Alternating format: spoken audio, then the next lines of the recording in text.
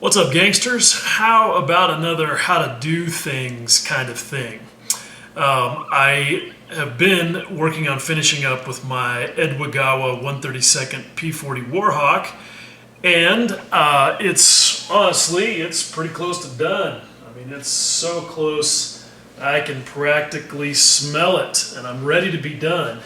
But the one thing that remains is to do a bunch of OPR, oil paint rendering, if you are unfamiliar with Rinaldi's term for that. Anyway, I had mentioned several times that I was getting ready to do that, and I had some requests to do some video explanation about it.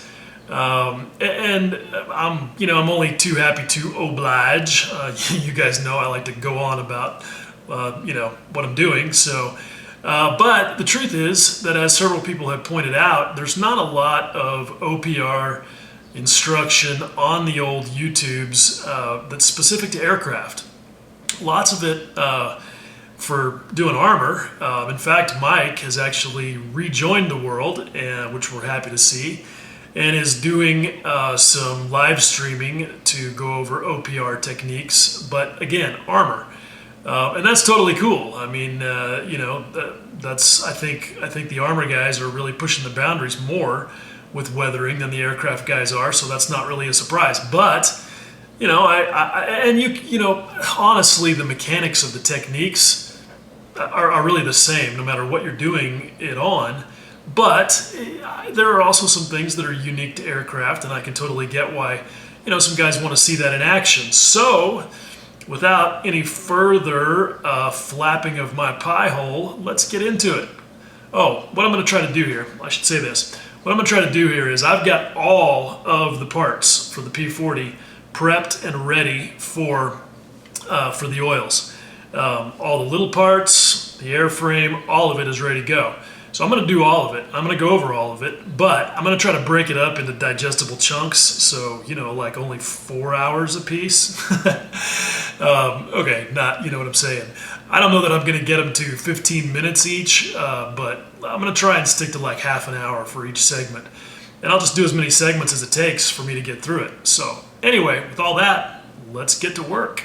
All right, so first things first, let's talk about what you're going to need to get into this. Now I know that there's going to be quite a few of you guys who have either heard me or somebody else talk about the tools and materials part of this. So if you feel like you already know it all, you can skip ahead to wherever this part ends. I don't know where that will be. But I'm not going to I'm not going to deliver a whole dissertation on oil paint rendering without talking about the tools and materials, because they do matter. There's you're getting into some subtleties that will only present themselves with differences in some of these materials. And I believe that knowledge is power when it comes to materials and tools, and so it's a good idea to know kind of what those things are so that you can be most effective. So from that standpoint, the very first tool that I recommend for this is good reference photos. And I like to print these out so that I can have them right here at my bench, not depend on my phone for little tiny pictures that I have to stop and scroll to. These are just invaluable. And sometimes, if my good printer is working well, I will print them on this heavy paper, which I'll be talking about again in a minute. And I will actually use that as my palette and mix my colors right there on the photo so that I, can work to the tones that I'm looking for.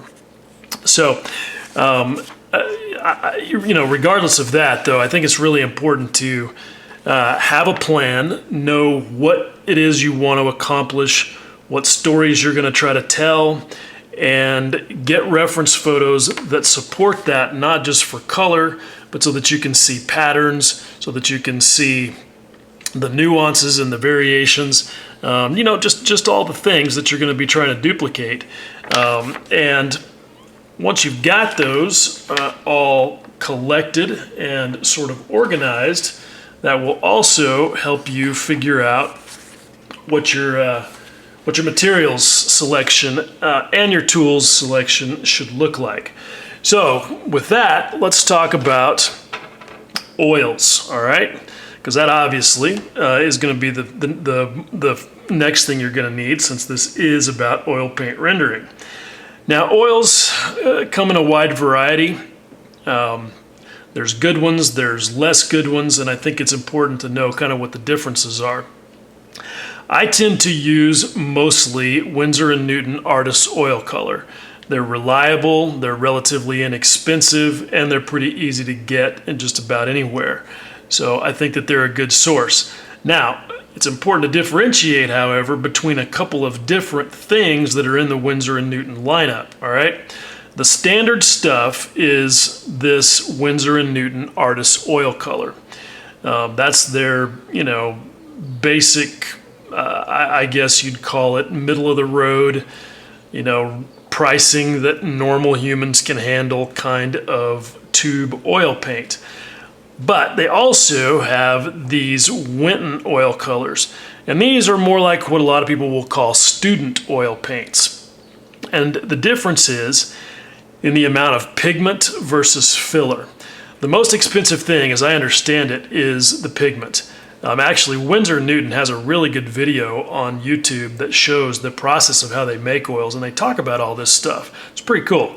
But the bottom line is that the more pigment you have, the more expensive it's going to be. In fact, there are certain oils that have certain types of pigments, and I don't really understand all of the nuances about it, but they may cost, hundreds of dollars for a tube of oil paint because of the pigment being so special. But the bottom line here is that this Winton stuff has a lower pigment load and more filler. Now, for a lot of things, you're never going to know the difference, but one place that I've definitely found you will is when you make washes. For whatever reason, when you start to mix this stuff with mineral spirits, it will break up more. And what I mean by that is when you look at the wash, you'll have like little tiny chunks in it, as opposed to washes that you make with the Artist Oil Color being pretty smooth and consistent and looking like just a colored liquid. And that translates to how well they behave when you actually put them on the model. You'll find that you will get better coverage. So like if you're making a panel line wash, you'll get much better density with these than you will with this stuff. So that's the number one reason that I recommend staying away from the Winton things. Not that they're bad, it's just that they have some characteristics that I just don't feel work as well.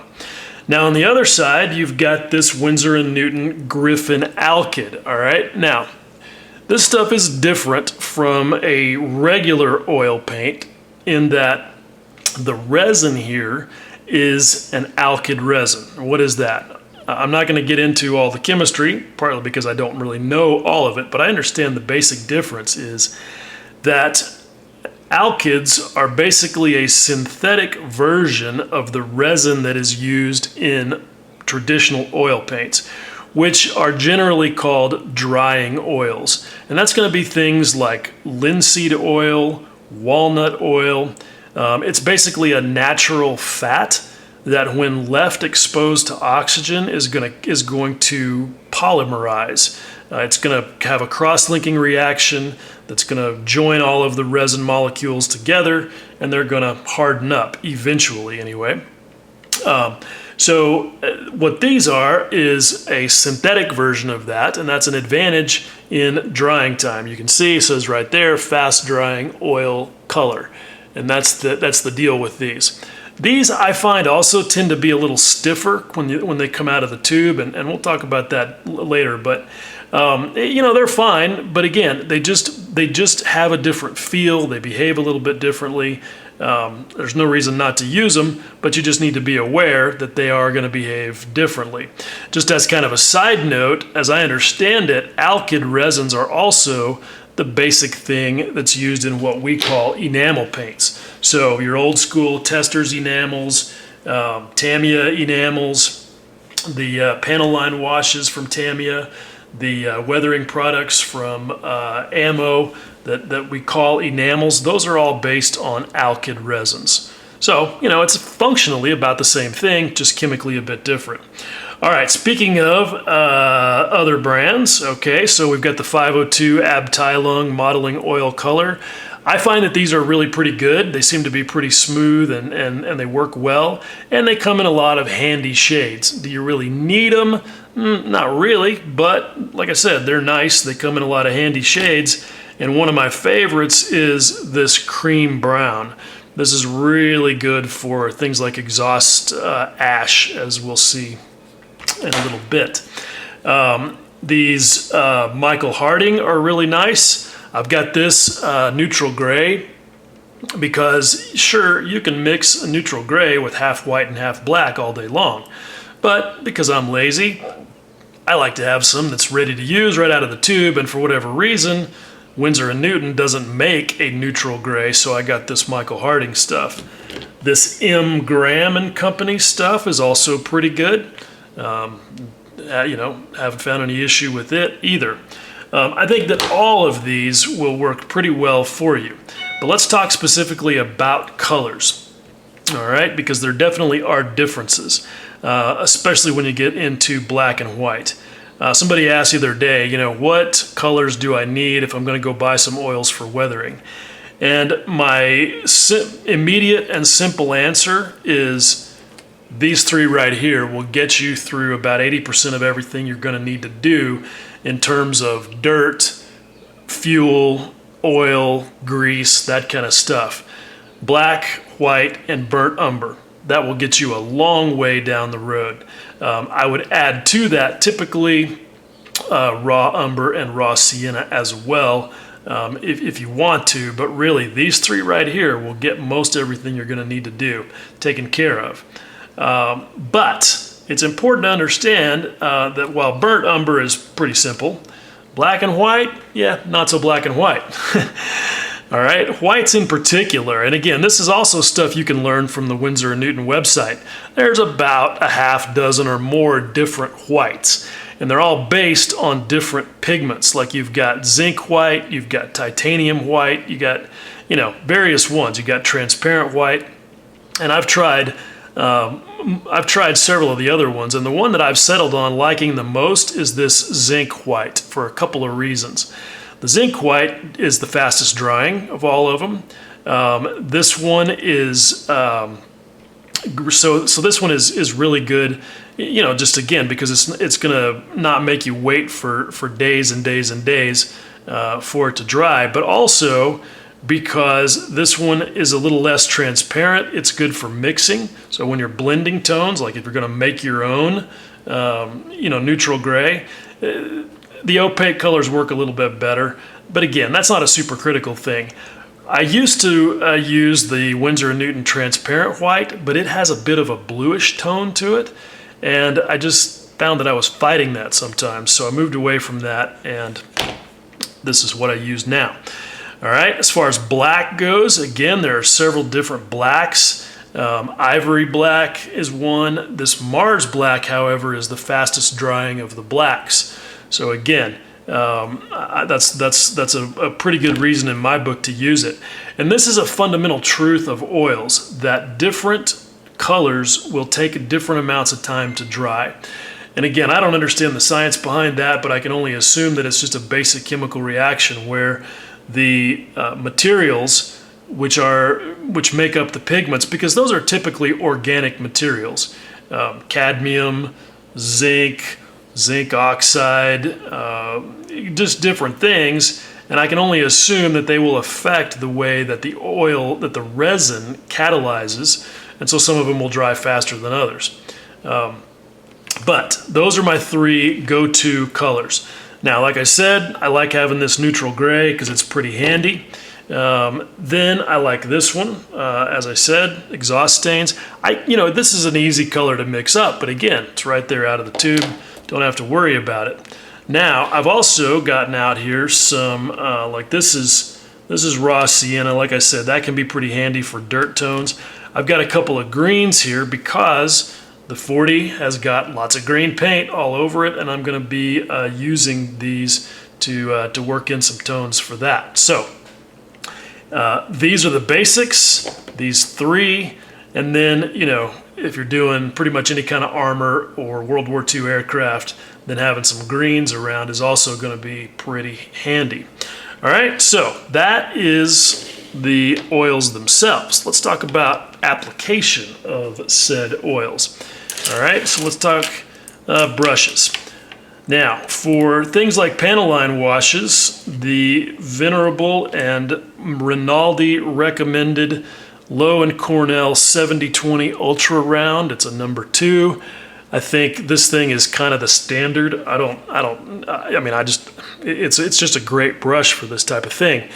It has a really long set of bristles, so it's got a lot of belly to it. It holds a lot of material, which is nice when you're doing washes. But it goes down to a really, really sharp point. So I put a little spit on that. You can see what I'm talking about. So that's really good for getting into panel lines and around rivets and things like that when you're doing a sort of a precision pin wash. So that's an essential brush to have. It's also good, however, to have a brush, some brushes like this, like this Winsor Newton Series 7 miniature triple aught. This one here is one of those as well, but it's a bit more worn out. Sometimes you need a really, really precision wash application, and that's where I'll sometimes reach for one of these. But you should be able to get by for most things with this one.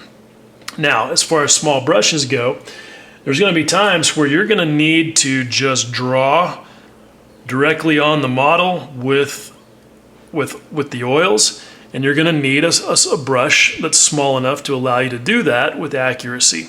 So I'll use one of these for that, but this one's a little fuzzy, as you can see, because I will also sometimes use this for blending.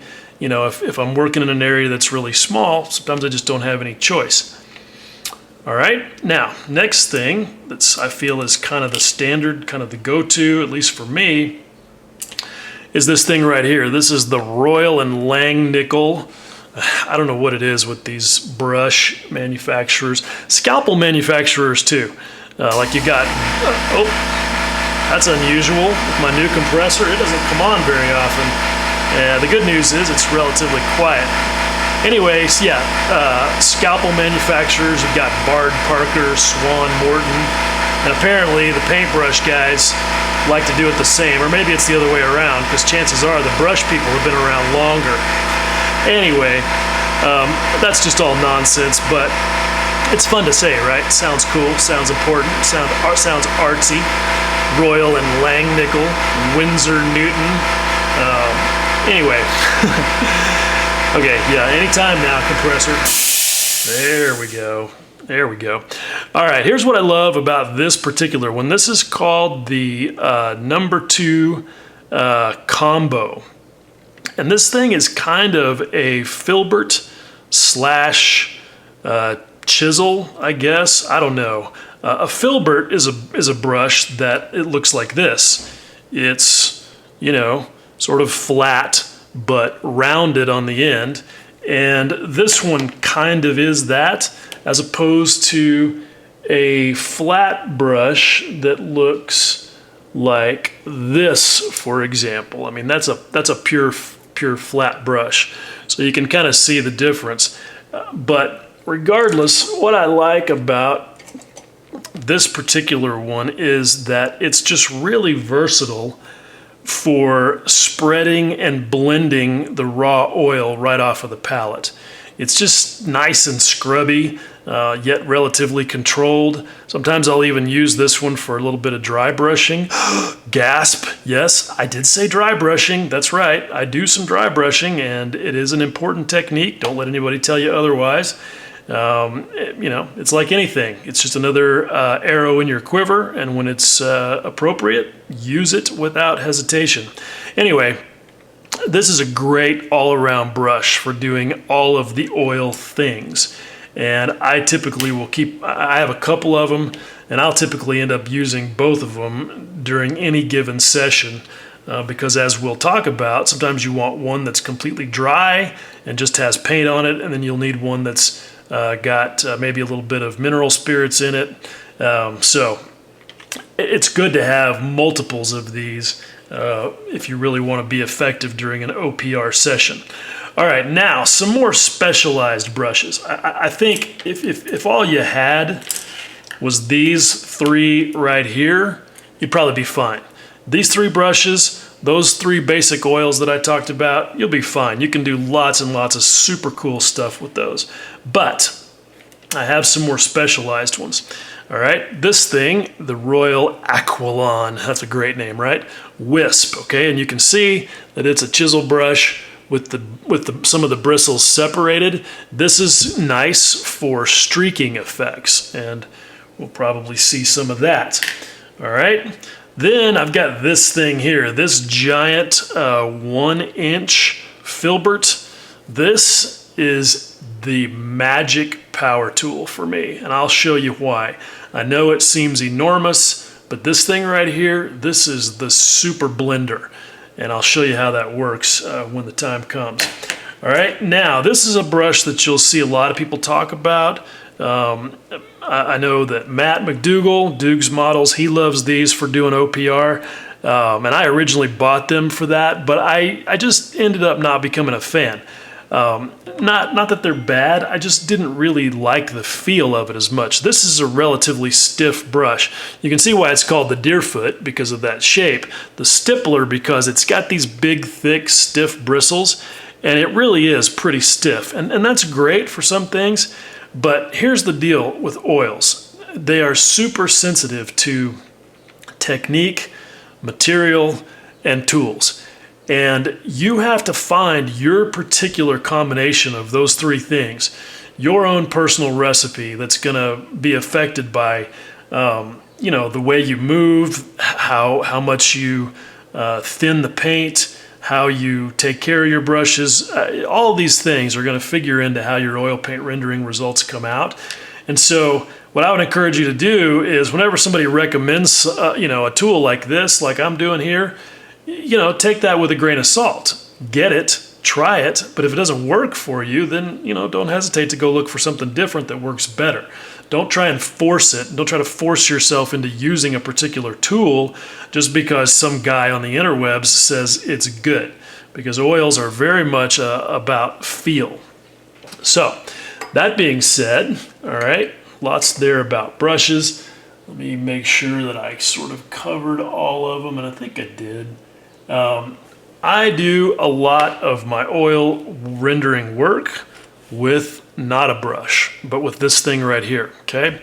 That is just a piece of the packing sponge from like a set of aftermarket resin parts. I always keep that stuff around because I know I'm gonna need it for this.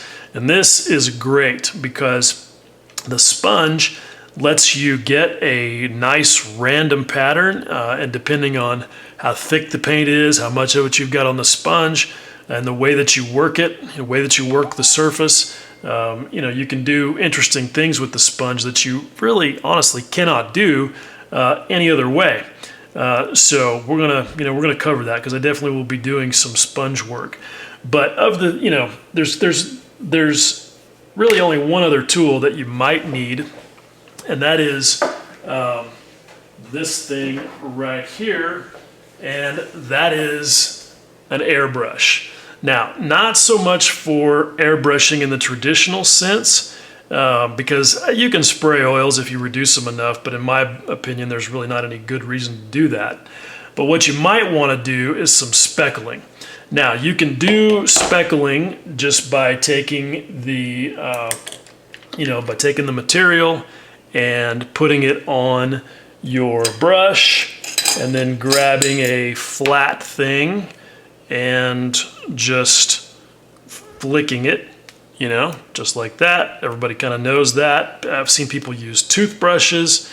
There's different ways to do speckling, but one way that not a lot of people do is with the airbrush and a MAC valve. You've got to have an airbrush that has a MAC valve, or you've got to have one in line on your hose.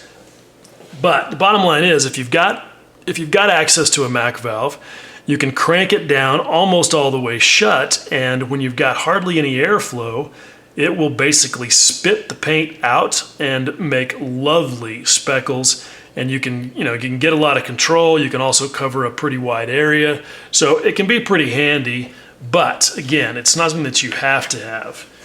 All right, last thing to talk about with materials is reducers and mixing them up. Now, what I use most of the time is just plain old hardware store mineral spirits. I mean, that's a close cousin to diesel. It works great for most things. No reason to get fancy if you don't mind the smell of diesel. This is what I use for cleaning my brushes, for making washes, whatever. You can see I've got that thing down there in the bottom. That's a little trick I figured out. That is half of one of those tea strainers. I guess maybe you guys over in the UK are familiar with that, right? But it's great to have in there because it gives you a sort of a grate or a grill to scrub your brushes on and get the paint out of them a little easier.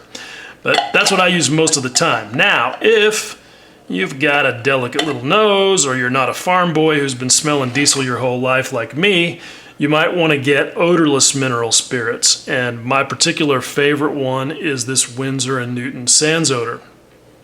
This stuff is great, doesn't smell. The only difference as far as I understand it between this and the regular stuff is that this has just been further refined to have the sulfur compounds taken out of it so it doesn't have that stink. But I also find that it behaves a little bit differently. And this gets into the nuances, all right? And it's kind of hard to explain, but basically this stuff seems to wick differently. The capillary action is a little different with this stuff. Maybe not as good as the regular stuff is. I don't know why it would be that way. It's just something that I've noticed over time. So you might, get both, try both, see if you can pick up on the differences and decide which one you prefer. I will use this more often than not when I'm actually doing oil painting on figures than for any of these weathering purposes. But if you need to have something that doesn't smell bad, then this is the one you want. Or, there's other brands. Now, I want to say this very clearly though. Make sure you get something that says 100% mineral spirits on it. And now that I've said that, let me make sure that this one does. Yep. It doesn't say, which is annoying to me. But I think I've looked at the MSDS for this, and it is in fact 100% mineral spirits. Why do I say that? All right? Because you will find that some of the hobby brands will just say things like odorless thinner or odorless enamel thinner or whatever it is. And then you'll see stuff like Tester's enamel thinner, Tamiya enamel thinner. And the thing that you really have to understand about those is that the reason that they call them enamel thinners is because they are not 100% mineral spirits. That means they got some other stuff in them, and sometimes that other stuff can make you have a very bad time. Like in particular, if you look at the material safety data sheet for Tester's enamel thinner, it has xylene in it. Xylene is hot, quite a bit hotter than mineral spirits by itself. I don't know why they put it in there, but the bottom line is that as many dudes have found, much to their dismay, that when you start trying to work with that on the surface of your model, that component, that xylene or whatever else is in there, will start doing bad things to the paint that you're working on top of. I see it all the time. Guys are like, yeah, I tried to use the Tamiya panel line washes, and when I went to remove them, it stripped my paint right down to the plastic. And you get to asking questions, okay, what were you using to remove them? Oh, I just used Tamiya enamel thinner. And there it is right there. Chances are that's what caused it. So look for stuff that says directly on the label, 100% mineral spirits, or if you're not certain, go on the web, find the material safety data sheet for that particular product and see what you can find out. I'm pretty sure I looked this one up, and it's probably what I did before I bought it, and it was all good. And I think that some of the others are, so you should be fine. But again, just double check. You'll find things like the environmentally friendly mineral spirits or environmentally friendly enamel thinner. Stay away from those. They will not work the way that you think they're supposed to. If you don't want to get just regular hardware store mineral spirits, get a good brand of odorless at the art supply store like Mona Lisa, Winsor & Newton, Daler Rowney, whatever it is that's available, where you live. You will find, and this may be a good thing, I have noticed that this stuff is not quite as strong as the regular unrefined mineral spirits. I've used the odorless mineral spirits from the hardware store, and I just noticed that it was not quite as hot. Again, that may be to your preference, but it's just a good thing to be aware of. All right, so that's that. Now what's this other thing that I've got here? Same thing, same shaped bottle from Winsor & Newton. This is refined linseed oil. I almost never use this stuff during weathering exercises, but this is basically a liquid version of the resin that makes up oil paints. So if you're in a situation where your oils are a little bit too stiff, they're not working the way that you want them to, then this is something that you might add in there to get that sort of creaminess back. But again, that's something that you're going to want to do more when you're actually painting with oils like you might be doing on figures. Because this, as we'll talk about here in a second, is really more often than not something that you're trying to get out of the oils before you use them. Okay, so let's, oh wait, one more thing. These are really handy. These are called laboratory weighing boats. You can see they're just little dishes made out of extra heavy duty tin foil. Aluminum foil rather. These are great. Can't say enough about how much I love these. You get a pack of 100 of these for like $5, and they're great for making washes, blending colors, whatever you need to do. So I would highly recommend those. Now let's talk about that thing that I just mentioned of leaching the linseed out of your oils. This is something that you'll hear a lot. Mike Rinaldi, very definitely recommends this, and that is to prepare your oils for OPR by putting the blobs of the paint you're going to work with on a little chunk of cardboard and let it sit there for like half an hour, because what that will do is the cardboard will absorb and leach the linseed oil out of the oil paint for the most part. Not completely, but it'll get most of it out. And that has a couple of advantages. One is that it's going to dry faster because it's got less of that oil in there.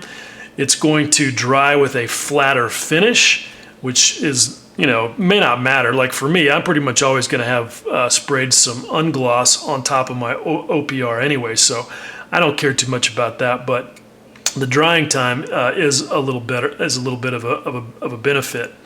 So there's good reasons to do that. Now, one of the disadvantages is that, again, because you're leaching the oils out of the material, it's going to get stiffer. And sometimes you'll find that it doesn't want to work as well, in that condition, and you may be fighting it a little bit. And you would say, well, I can just add a little bit of mineral spirits. And yes, that's true. You can. You can add a little mineral spirits to get it to where it's a little creamier, and that's not necessarily a bad thing. But sometimes you may find yourself wanting to work with the oil, like it is straight out of the tube, and the process of leaching the oils out of it will make it too stiff for that. So just something to sort of be aware of. I see people say that you absolutely must do this process. That's not true. I've worked with oils straight out of the tube a lot, and it's really not that big of a deal. The drying time thing doesn't really bother me because I don't mind waiting till the next day, and in most cases with the very, very minute amounts of oil that we use for this type of thing, really it should never take more than a day to get fully dry. And the truth is, if you're using a lacquer clear coat on top of your oils, they don't really have to be completely dry. I mean, I'm not going to say I've done it, but I've heard about people just blasting, a lacquer, a coat of dull coat or GX113, both of which are lacquer matte varnishes, like on their oils, like right after they painted them on there. I mean, again, I'm not saying I would do that. Yes, I have. But I've heard of people doing that. So anyway, enough of that. I do not use cardboard. Why do I not use cardboard? Because, well, I like to use this. This is the heavy photo paper that I mentioned earlier. And I use this for two reasons. One is because I'm just lazy as fuck, and going and finding a cardboard box and sawing a piece out of it to use for this is just too much for me. Yep, it's true. Especially when I have a whole ream of this stuff in a drawer. It's nice and stiff. It's basically super thin, very pale cardboard, and it will leach the oils out of oil paint just as effectively as a piece of cardboard will. The other reason that I really like this, though, is because it's white, all right? That's not racist. Calm down. Don't get excited. I'm saying that because I will often be blending colors while I'm doing OPR, and I want to see the real color, and I'm going to see that better if it's on white than I am if it's on tan, cardboard, or any other color. So that's why I use this. All right, so I know that's probably like half an hour's worth of material right there, so I'm going to stop with that. But before I do, let me just show you what we're going to be working with, all right? I have all of these landing gear door covers ready to go. And these, like all of the pieces I'm going to show you, are covered with a layer of my favorite ungloss, which is a Guns GX113. I shoot that on there mixed 50-50 with just plain old cheap lacquer thinner. And it's a fantastic flattener. And that really is what you want. People will talk about, that they prefer a satin surface, whatever. That's fine. The main thing, though, is don't try to do it on a gloss surface, because you will find yourself chasing the oils around in circles. They need something to get traction on. They need a surface that's got tooth. And so I prefer to just go ahead and work on a fully flat surface. Works fine for me. And so that's why I use the GX113. This is the drop tank for the 40. You can see it's ready to go, but you may be saying, well, wait a minute, it looks like it's already gotten some OPR work. That is all acrylic ink work that I've been doing. I've been experimenting and working a lot with acrylic inks over the last year, and I'm sort of finding the crossover points. People are asking me, oh, are you kicking oils to the curb to use acrylic inks instead? And the answer is definitely not. But there are places where they sort of cross over, and I can do some of the same things that I would do with oils with acrylic inks and definitely have no drying time issue, because they dry almost instantly. And so when I want to work fast and cover a large area and do multiple tones without having to wait, the acrylic inks are good for stuff like getting that sort of overall layer of dust and dirt that's on the bottom of this tank. So that's what's going on there. All right, I've got the landing gear, and they've already got a little bit of OPR done on them because I had to do the panel line wash, and I just went ahead and gave them a good grimy treatment while I was at it. And that's all that is just the Tamiya panel line wash in the dark brown one to get me that. So, but I need some dust on these, and so that's what we're going to do there. I've got the wheels. They are all ready to go. And again, you may say, well, wait a minute, there's already some tones there. Those tones are painted in with lacquers. Already, just did some speckling and variation between a really, really dark gray and lighter grays to just kind of give the characteristics of rubber for that. So those wheels are ready to go.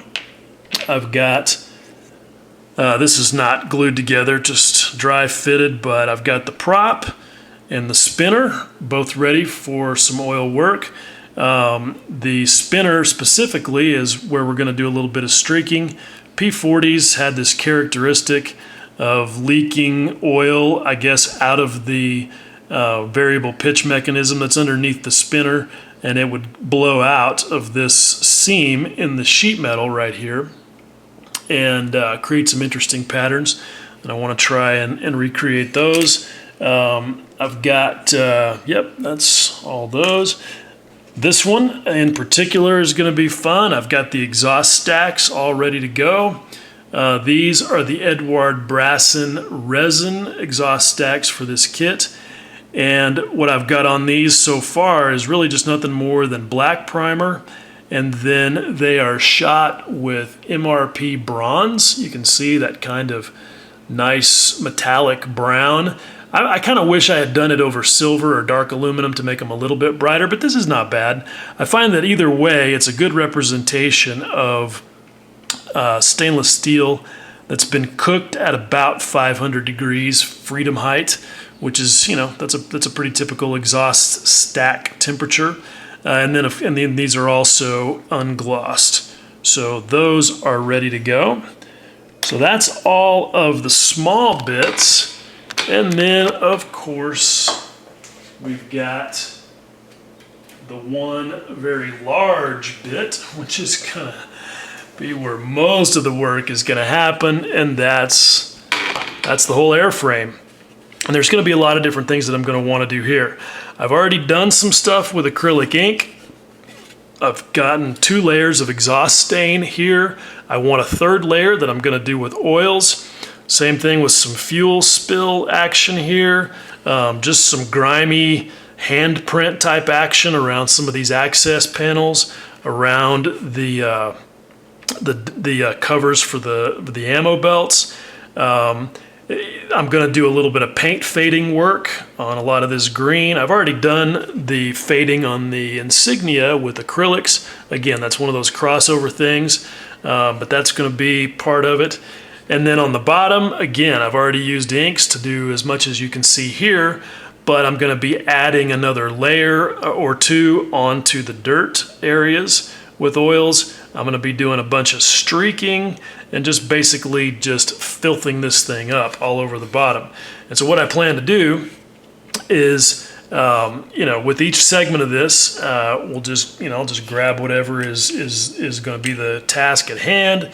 We'll talk about the strategy, and then I'll demonstrate actually doing it. Okay, so there you go. I'm sure that was a lot longer than I wanted it to be, but I feel like that's all really important stuff. Like I said, I'm just not going to do this and feel like I'm not giving you all the information, and so it's important to understand, all the tools, the materials, all that, and all the sort of differences. And that way I don't have to keep covering it, in each of the following segments. But anyway, that's that. Time to move on to the next one. And if you've, put up with this long and you're thinking about watching the rest of it, stay tuned. I think it'll be useful. All right? As always, much love.